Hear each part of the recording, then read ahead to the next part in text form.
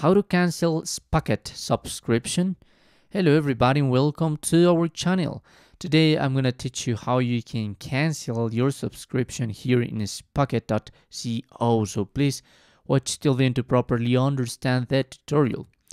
Basically, I just have a free trial, but I'm going to be able to teach you how you can do it. In the left bottom corner, you have the option to go into settings, and there in the different tabs, this one is membership. So I'm going there. You just have to scroll down a little and there's the option membership cancellation. So these sections provides you with options to pause or cancel your membership. So you can't obviously remain you later. You can continue to keep your benefits and set a reminder about your membership 3 days before it renews. This could be useful if you want it. You can pause your plan, you can pause your Spocket account temporarily and come back at any time without losing any data.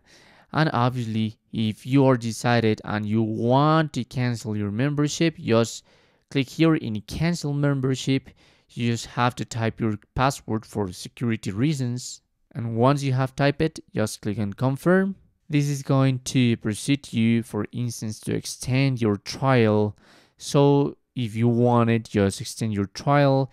If not, click on the X and obviously scroll down. Don't click on this button because this is because you are not decided yet. So please share your reason for leaving. So I don't know, Belen, and again the pop-up.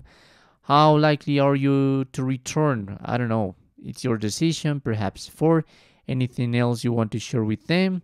And I understand that by proceeding, I will immediately lose access to our account, including all data and records since joining. So that's why perhaps you want to pause it instead of cancel it. That's your option. If you want to cancel your account, just finish the process clicking this button, and that's how you can cancel your Spocket subscription. Thanks for watching.